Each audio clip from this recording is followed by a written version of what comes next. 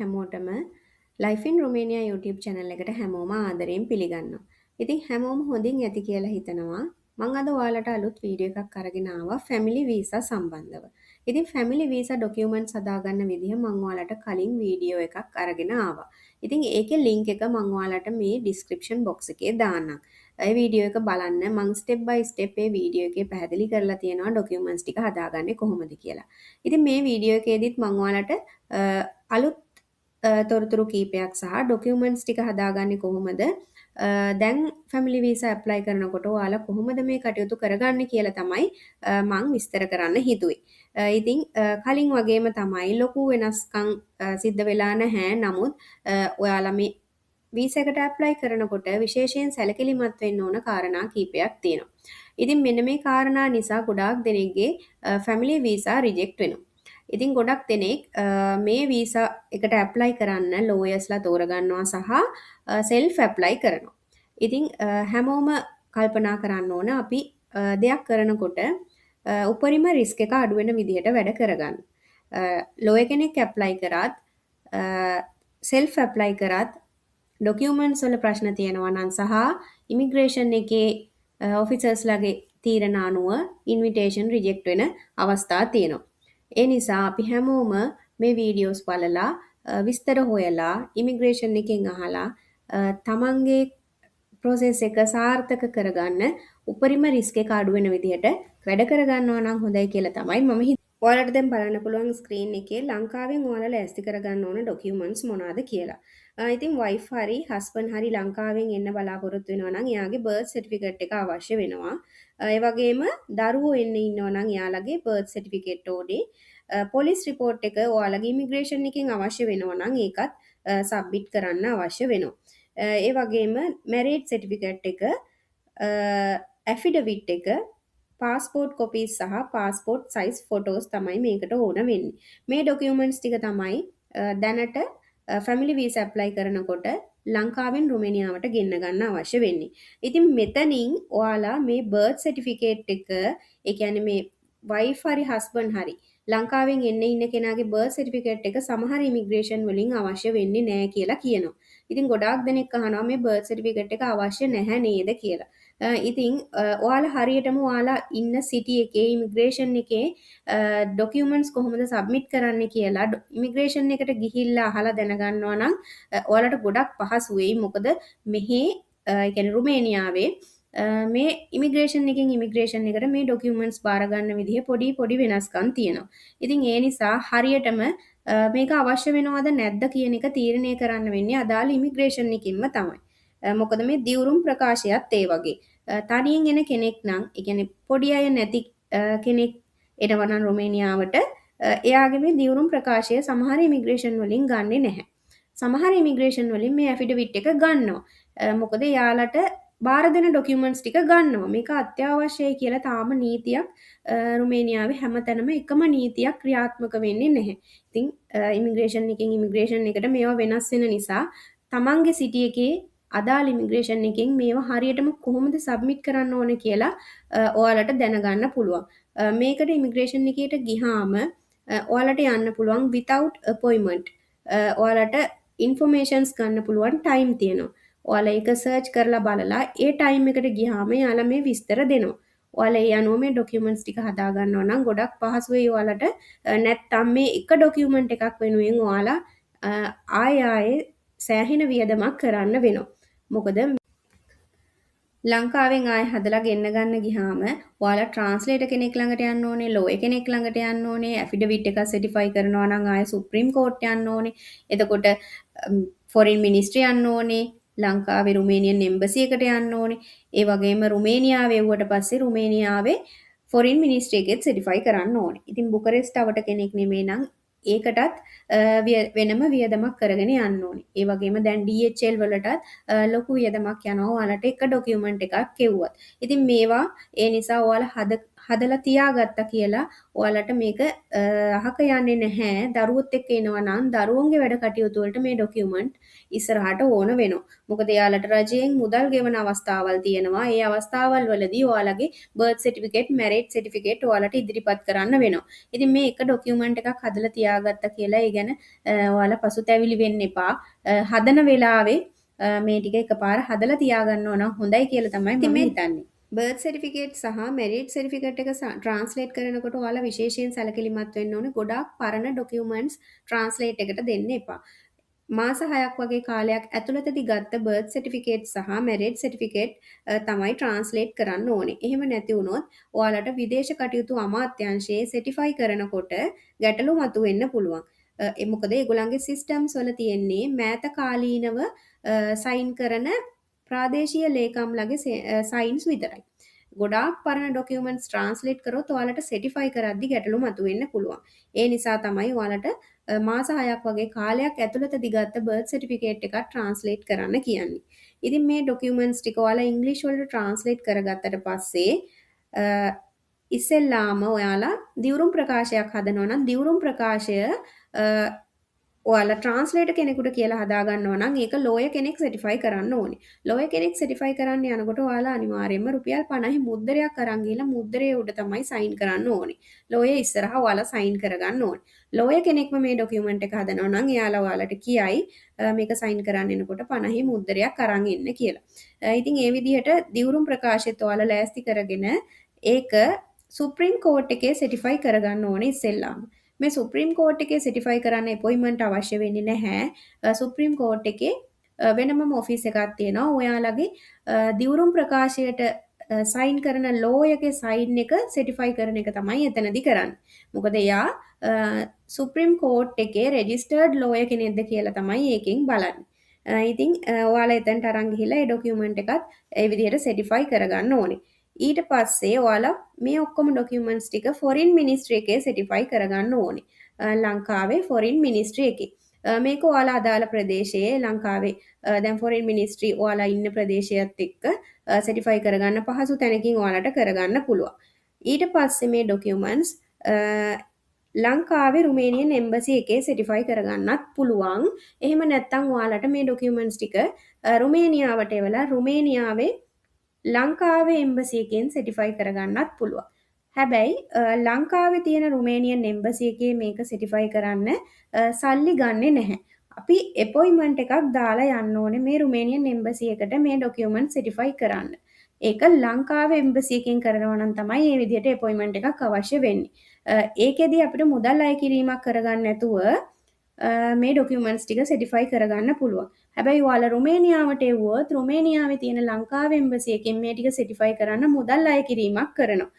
එතකොට ඔයාලට ඒකට ඒ අදාළ ડોකියුමන්ට් එකට ගෙවන ගාණ ගෙවලා තමයි සර්ටිෆයි කරගන්න වෙන්නේ. ඉතින් ලංකාවේ එම්බසි එකකින් ඔයාලා සර්ටිෆයි කරනවා නම් මේකට ඔන්ලයින් අපොයින්ට්මන්ට් එකක් දාගන්න. ඔය විදිහට මේ ડોකියුමන්ට්ස් ටික ලෑස්ති කරගත්තට පස්සේ ඔයාලා ඒ ටික රුමේනියාවට එවන්න ඕනේ. ඉතින් මේකට හොඳම ක්‍රමය DHL කියලා තමයි මම නම් හිතන්නේ. ඔයාලා හිතවත් අය ඉන්නවා නම් පරිස්සමට මේ ડોකියුමන්ට්ස් ටික ගෙන්න ගන්න. මොකද මේ ડોකියුමන්ට්ස් නැවත හදන්න ගියාම ගොඩක් වියදමත් යනවා. ඒ වගේම සෑහෙන කාලයක් ගත වෙනවා. එම්බසි එකට ඩේට් එකක් එනකන් ඉන්න වෙනවා. මේ දවස්වල නම් එම්බසි එකේ ඩේට්ස් ඉක්මනින් එනවා. ඒ ආවත් ගොඩක් දෙනෙට සමහර අය අපොයින්ට්මන්ට්ස් දාගන්න අය ඉන්නවා. ඒ වගේ වැරදි අඩුපාඩු නිසා ආය යන්න වෙනවා. ඉතින් ඒ නිසා ඔයාලා මේක හරියටම ප්‍රොෆයිල් එකක් ක්‍රියේට් කරලා මේ අපොයින්ට්මන්ට් එක දාගන්න. නැත්නම් ඔයාලට සබ්මිට් කරන්න බෑ මේ ડોකියුමන්ට්ස් ටික. එහෙම බැරි කෙනෙක් ඉන්නවා නම් මට WhatsApp message එකක් දාන්න මම ඔයාලට අපොයින්ට්මන්ට්ස් දාලා දෙන්නම්. ඉතින් මේක රුමේනියාවට එව්වට පස්සේ ඔයාලා රුමේනියාවේ බුකරෙස්ට් වල තියෙන ෆොරින් මිනිස්ට්‍රි එකෙත් සර්ටිෆයි කරන්න ඕනේ. ඉතින් මේ ෆොරින් මිනිස්ට්‍රි එකේ සර්ටිෆයි කරන්න යනකොට ඔයාලට අපොයින්ට්මන්ට් එකක් අවශ්‍ය වෙන්නේ නැහැ. මුදල් අය කිරීමක් කරන්නෙත් නැහැ. මේ ටික සර්ටිෆයි කරගන්න පුළුවන්. ඉතින් ওই විදිහට තමයි ඔයාලා ලංකාවෙන් ගෙවන ડોකියුමන්ට්ස් ටික ලෑස්ති කරගන්න. දැන් ස්ක්‍රීන් එකේ දාලා තියෙන්නේ රුමේනියාවෙන් ඔයාලගේ හස්බන්ඩ් හරි වයිෆ් හරි ලෑස්ති කරගන්න ඕන ડોකියුමන්ට්ස් මොනවාද කියලා. මෙතන මම කම්පැනි ඇග්‍රීමන්ට් එක කියලා දාලා තියෙනවා. මේක ඔයාලගේ කම්පැනිස් වලට ෆැමිලිස් ගෙන්නලා එක්ස්පීරියන්ස් තියෙනවා නම් එයාලා මේ ડોකියුමන්ට්ස් හදලා දෙන්න දන්නවා. එහෙම නැති කෙනෙක් නම් කම්පැනි එකෙන් ඔයාලගේ මේ කම්පැනි ඩික්ලරේෂන් එකක් ගන්න ඕනේ. කම්පැනි එකේ ඔයා වැඩ කරනවා කියලා විස්තර ඇතුළත් කරලා ඩොකියුමන්ට් එකක් හදාගන්න ඕනේ. ඒක තමයි ඔයාලට මුලින්ම අවශ්‍ය වෙන්නේ. ඊට පස්සේ සෝෂල් හෙල්ත් ඉන්ෂුරන්ස් එක ඕන වෙනවා. ඒක ඔයාලට අදාළ සිටි එකේ ඉන්ෂුරන්ස් එක දාලා තියෙන රජයේ ආයතනයක් තියෙනවා. ඒ ආයතනයෙන් ඔයාලට මේ ඩොකියුමන්ට් එක ගන්න පුළුවන්. කම්පැනි එක මාර්ගෙන් ඔයාලට ඒ ලොකේෂන් එක හොයාගන්නත් පුළුවන්. නැත්තම් Google එකෙන් සර්ච් කරලා කොහෙද තියෙන්නේ කියලා හොයාගෙන ID එක දුන්නාම එතනට ගියාම මේ ඩොකියුමන්ට් එක ඔයාලට ගන්න පුළුවන්. මම මෙතන සැලරි රිපෝට් එක දාලා තියෙනවා. මේක සමහර කම්පැනි වලින් ඔයාලට මේ ඩොකියුමන්ට්ස් හදලා දෙනකොට දෙනවා. එහෙම නැත්නම් ඔයාලා ෂෝ මනි එකක් වෙන්නන නිසා මේ සැලරි රිපෝට් එක අත්‍යවශ්‍ය වෙන්නේ නැහැ.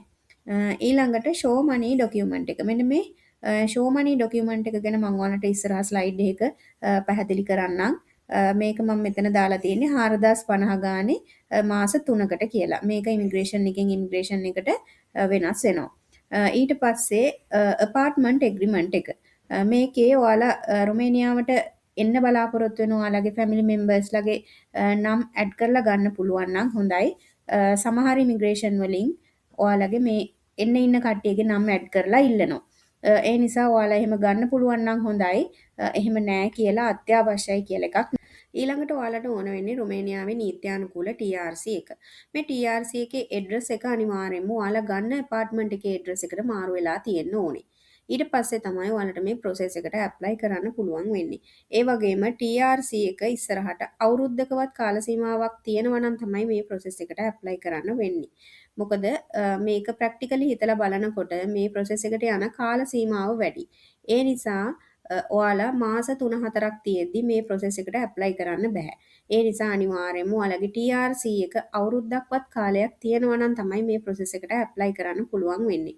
මොකද දැන් ඉමිග්‍රේෂන් වල ගොඩක් වැඩ බිසි නිසා මේ ඉන්විටේෂන් එකක් ඉෂුව කරන්නත් මාස 2ක් 3ක් වගේ කාලයක් යනවා.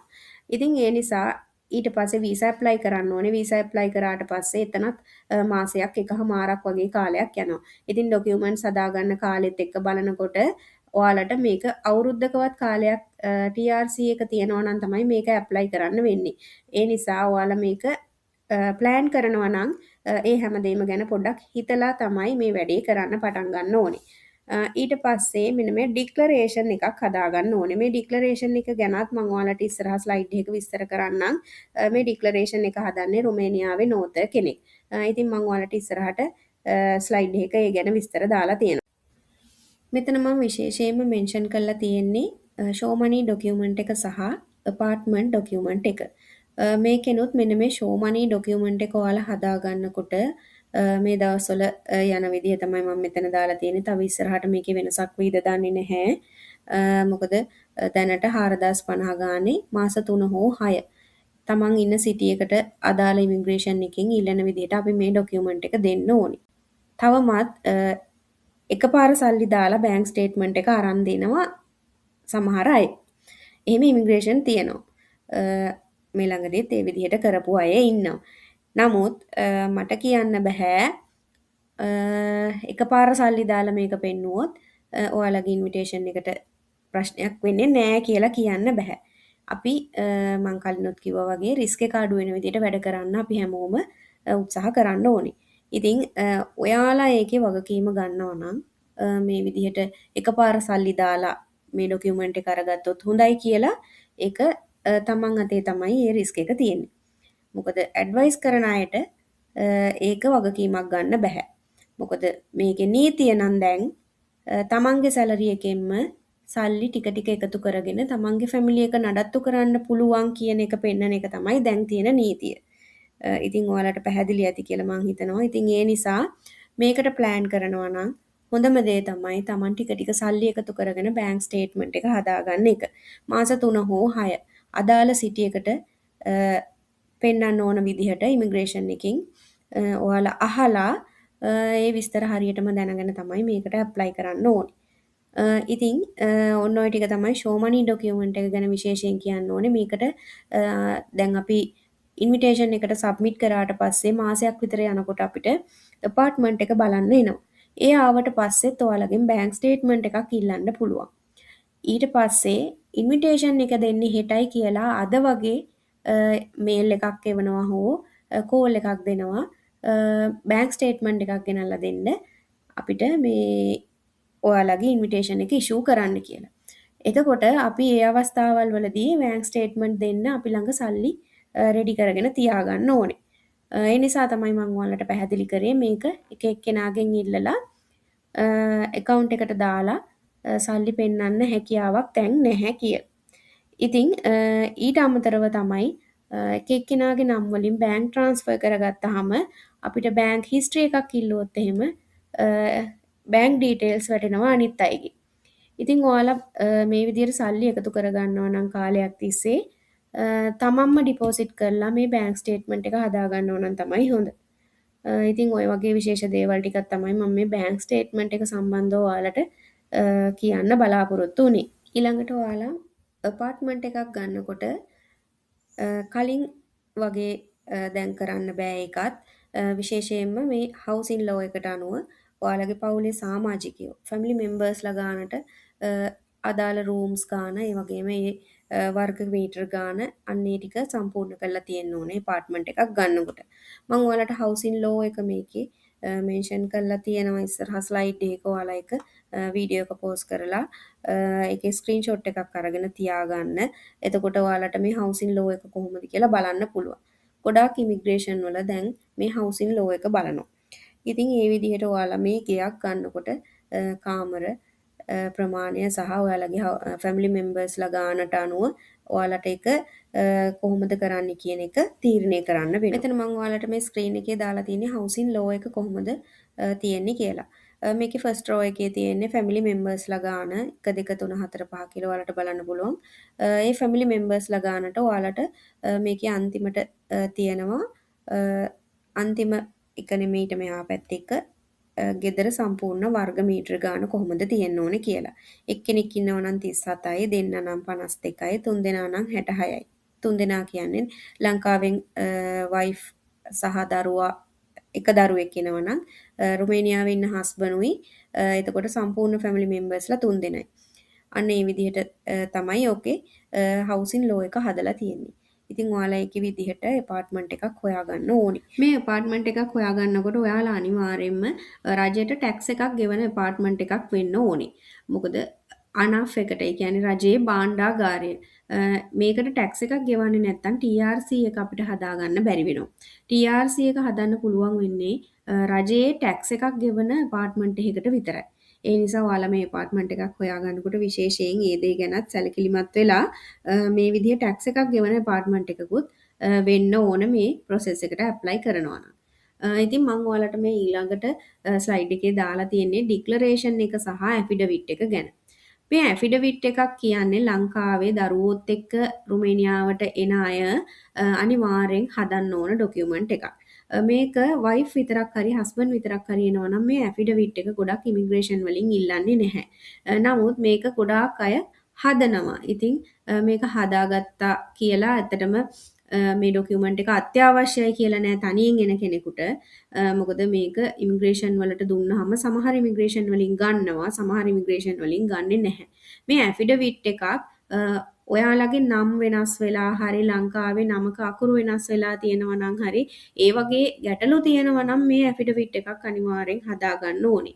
ඉතින් ඒ දේවල් වලින් ඇරෙන්න දරුවෝ නැති කෙනෙක් එනවා නම් මේ ඇෆිඩවිට් එක අත්‍යවශ්‍යයි කියලා කියන්නේ නැහැ ඉමිග්‍රේෂන් වලින්. මොකද මේ ඩික්ලරේෂන් එක කියන්නේ අනිවාර්යෙන් රුමේනියාවේ ඉන්න ඔයාගේ හස්බන්ඩ් හරි වයිෆ් හරි හදන්න ඕන ඩොකියුමන්ට් එකක්. මේ ඩික්ලරේෂන් එක හදන්නේ රුමේනියන් භාෂාවේ රුමේනියාවේ නෝත කෙනෙක්. ඉතින් ඔයාලගේ මේ ඩොකියුමන්ට්ස් ඔක්කොම ලංකාවෙන් හදන ඒවා රුමේනියාවට එව්වට පස්සේ ඔයාගේ හස්බන්ඩ් රුමේනියාවේ තියෙන ඩොකියුමන්ට්ස් ටිකත් ලෑස්ති කරගත්තට පස්සේ නෝත කෙනෙක් හම්බ වෙන්න යන්න ඕනේ. ඊට පස්සේ නෝත තමයි මේ ඩික්ලරේෂන් එක හදන්නේ රුමේනියන් භාෂාවෙන්. ඉතින් මම ඔයාලට කලින් වීඩියෝ එකෙත් දාලා තියෙනවා මේ ඩික්ලරේෂන් එක ඔයාලට කොපීස් දෙකක් හම්බ වෙනවා. ඔරිජිනල් ඒවා දෙකක් හම්බ වෙනවා. ඉතින් මේ ඔරිජිනල් දෙකම ඔයාලට ඉන්විටේෂන් එකට ඇප්ලයි කරනකොට එකක් දෙන්න ඕනේ. ලංකාවේ එම්බසි එකට වීසා සබ්මිට් කරනකොට එකක් දෙන්න ඕනේ.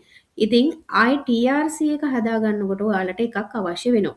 ඒ නිසා ඔයාලා මේක හදනකොට තුනක් ඔයාලට රික්වෙස්ට් කරලා හදාගන්න පුළුවන්. එහෙම හදලා දෙනවා. ඔයාලට ඒකට ගෙවීමක් කරන්න වෙනවා වැඩිපුර. ඒ නිසා ඔයාලට මේකෙන් ඩොකියුමන්ට්ස් 3ක් හදාගත්තොත් TRC එකට ඇප්ලයි කරනකොටත් එකක් තියාගන්න පුළුවන්. හැබැයි මේක ඩොකියුමන්ට්ස් 3ක් හදනවා නම් ඔයාලගේ ඩීටේල්ස් වෙනස් වෙන්නේ නැත්තම් විතරයි එකපාර 3ක් හදාගන්න ඕනේ. මොකද මේකේ ඔයාලා සමහර විට මේ apartment මාරු කරන්න පුළුවන් මේ අතරතුර. එතකොට ඔයාලගේ විස්තර වෙනස් වෙනවා නම් මේකේ 3ක් එකපාර හදාගන්න එපා. එතකොට ආයේ ඔයාලට TRC එක හදද්දී අලුත් එකක් කොහොමත් හදන්න වෙනවා. එහෙම වෙනසක් වෙන්නේ නැත්නම් මේක එකපාර 3ක් අපිට රික්වෙස්ට් එකක් කරලා හදාගන්න පුළුවන්. ඉතින් මේ දේවල් ටික තමයි ඔයාලට මේ ඩික්ලරේෂන් එක සහ ඇෆිඩවිට් එක ගැන මට පැහැදිලි කරන්න උවමනා වුණේ. මොකද මේ ඇෆිඩවිට් එක සහ ඩික්ලරේෂන් එක කියන්නේ දෙකක්. මේ ඇෆිඩවිට් එක හදන්නේ ලංකාවෙන්, ඩික්ලරේෂන් එක කියන්නේ රුමේනියාවෙන් රුමේනියන් භාෂාවෙන් නෝත කෙනෙක් කරා හදන ඩොකියුමන්ට් එකක්. මේක තමයි රුමේනියාවේ හස්බන්ඩ් හරි වයිෆ් හරි හදන්නේ. මේක නෝත කෙනෙක් ඉස්සරහා ඔයාලා සයින් කරන්න ඕනේ. එතකොට එතනට ට්‍රාන්ස්ලේටර් කෙනෙක් එනවා. ඒ ට්‍රාන්ස්ලේටර් ඔයාලට මේ ඩොකියුමන්ට් එකේ තියෙන දේවල් ටික පැහැදිලි කරනවා. ඊට පස්සේ මේ දේවල් හරිද කියලා බලලා නම් හරියටම බලලා අකුරු හරියටම බලලා ඔයාලා එතෙන්දි සයින් කරන්න ඕනේ. මේ හැමදේම කරනකොට ඔයාලා මේ ඩොකියුමන්ට්ස් වල අකුරු නම් ඒ වගේම passport numbers, marriage certificate, birth certificate වල නම්බර්ස් දානවා නම් ඒවා මේ ට්‍රාන්ස්ලේට් වලට දුන්නාට පස්සේ ඔයාලා මේ ඩොකියුමන්ට්ස් අතර ගත්තාම හරියටම චෙක් කරලා බලන්න අපේ ඩොකියුමන්ට්ස් වල අපේ නම් ගොඩාක් දිගයි. අපේ ලංකාවේ අයගේ ගොඩාක් දෙනෙක්ගේ නම් දිගයි. ඒ නිසා මෙහි ට්‍රාන්ස්ලේටර්ස්ලට ට්‍රාන්ස්ලේට් කරනකොට වරදින්න පුළුවන්. ඒ නිසා ඔයාලා අනිවාර්යයෙන්ම මේ ඩොකියුමන්ට්ස් වල නම් චෙක් කරන්න. බර්ත් සර්ටිෆිකේට් වල නම්බර්ස් දානවා නම්, පාස්පෝර්ට් නම්බර්ස් දානවා නම්, ඒ හැම දෙයක්ම චෙක් කරලා තමයි ඉමිග්‍රේෂන් එකට සබ්මිට් කරන්න ඕනේ. ඉතින් මේ දේවල් ගැන සැලකිලිමත් වෙන්න. මොකද සබ්මිට් කරාට පස්සේ යාලා මේ දේවල් අඩුපාඩු තියෙනවා කියලා රිජෙක්ට් කරන්න පුළුවන්. ඒ නිසා හැමදේම ගැන හොයලා බලලා සෙල්ෆ් ඇප්ලයි කරන අය ගොඩාක් මේ ඩොකියුමන්ට්ස් ගැන සැලකිලිමත් වෙලා ඇප්ලයි කරන්න. නම් වල අකුරු හැමදේම හරියටම හොයලා බලලා ඇප්ලයි කරන්න.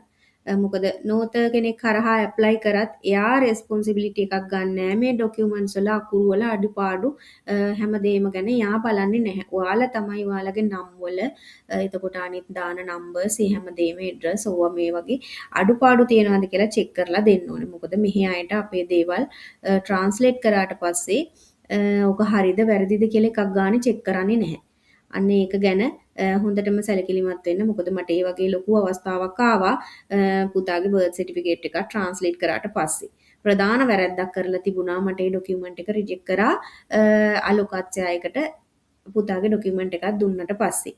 ට්‍රාන්ස්ලේටර් ප්‍රධාන ටයිටල් එකම වැරැද්දක් කරලා. ඉතින් මට හොයන්න බෑ අපිට හොයන්නත් කාටත් හොයන්න බෑ රුමේනියන් වලට ට්‍රාන්ස්ලේට් කරාට පස්සේ. ඉතින් රුමේනියන් අකුරු ගැන අපිට වගකීමක් ගන්න බැරි වුණාට අපේ ලංකාවේ අපේ නම් සහ අනිත් නම්බර්ස් ඒ දාන දේවල් ගැන වගකීමක් ගන්න පුළුවන් අපිට.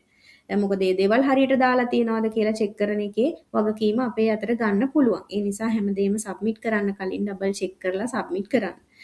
ඉතින් මේ ෆැමිලි වීසා ගැන අලුත් විස්තර සමහර විට මේ අවුරුද්දේ මැද විතර වෙනකොට වෙනස් වෙන්න පුළුවන්. අලුත් විස්තර එන්න පුළුවන්. බැංක් ස්ටේට්මන්ට් එකේ වෙනසක් වෙන්න පුළුවන්. මේ අවස්ථාවේදී නම් තාම 4050 ගානේ මාස 3කට තමයි ගොඩක් ඉමිග්‍රේෂන්ස් වල පෙන්වන්න තියෙන්නේ. ඉතින් apartment එක සහ ඔය ඩොකියුමන්ට්ස් ටික ලෑස්ති කරගත්තොත් ඔයාලට ඔයාලගේ ෆැමිලි එක රුමේනියාවට ගෙන්න ගන්න ගොඩක් අමාරු වෙන්නේ නැහැ. ඉතින් ගොඩාක් රටවල් වල වීසා ප්‍රොසෙස් එකත් එක්ක බලනකොට රුමේනියාවේ ඊටාම පොඩි ඩොකියුමන්ට්ස් ටිකක් තමයි ඉමිග්‍රේෂන් එකෙන් රික්වයර්මන්ට් එකක් විදිහට ඉදිරිපත් කරලා තියෙන්නේ. ඉතින් මේ දේවල් කරගන්න අමාරු තත්වයක් තියෙන්නේ. මොකද හැම ඉමිග්‍රේෂන් එකේම එකම නීතියක් ක්‍රියාත්මක වෙන්නේ නැති නිසා. ඉතින් හැමෝටම සැලරි එකත් එක්ක ෆැමිලි මෙම්බර්ස්ලා ගාන වැඩි වෙනකොට ඒ අදාළ ඇපාර්ට්මන්ට් එකක් නඩත්තු කරගෙන යාමේ හැකියාවක් නැති නිසා ගොඩාක් මේ ප්‍රොසෙස් එක කරගන්න බැරි වෙලා තියෙන්නේ. ඉතින් ඒ දේවල් කරගන්න පුළුවන් නම් සහ මේ ෂෝ මනි ඩොකියුමන්ට් එක තමන්ම සල්ලි එකතු කරගෙන යන විදිහට තමන් ෆැමිලි එක නඩත්තු කරගෙන යන්න පුළුවන් හැකියාවක් තමන් හිස්ටරි එකක් හදාගෙන තියෙනවා නම් මේ ප්‍රොසෙස් එකට ඇප්ලයි කරාට පස්සේ ඔයාලට වීසා හම්බ වෙනවා. ඉතින් ඒ නිසා මේක ගොඩාක් අමාරු දෙයක් කියලා අතෑරලා දාන්න එපා. පුළුවන් කෙනෙක් උත්සාහ කරලා රුමේනියාවට එන්න උත්සාහ කරන්න. මොකද අපිට හැමදේම කරගන්නකොට බාධා එන්න පුළුවන්. ඒවා බාධාවල් ආවට අපිට ජීවිතය සාර්ථක කරගන්න නම් අපි අභියෝග වලට මුහුණ දෙන්න ඕනේ. ඒ නිසා හැමෝටම මේ ෆැමිලි වීසා සම්බන්ධව විස්තර දැනගන්න මේ වීඩියෝස් තියෙනවා. දැන් ගොඩාක් කන්සල්ට් කරන අය ඉන්නවා. ඉතින් මේ දේවල් විස්තර හොයලා බලලා ඉමිග්‍රේෂන් එකෙනුත් අහලා ඉතින් ඔයාලා මේ කටයුතු සාර්ථක කරගන්න කියලා මම කියන්න කැමතියි. ඉතින් මග ඇරිච්ච දෙයක් තියෙනවා නම් මම ඊළඟ වීඩියෝ එකෙන් අරගෙන එන්නම්. ඉතින් හැමෝටම ගොඩක් ස්තුතියි වීඩියෝ එක බැලුවට. අලුත් වීඩියෝ එකකින් හමු වෙනකන් හැමෝටම සුබ දවසක් කියලා ප්‍රාර්ථනා කරනවා.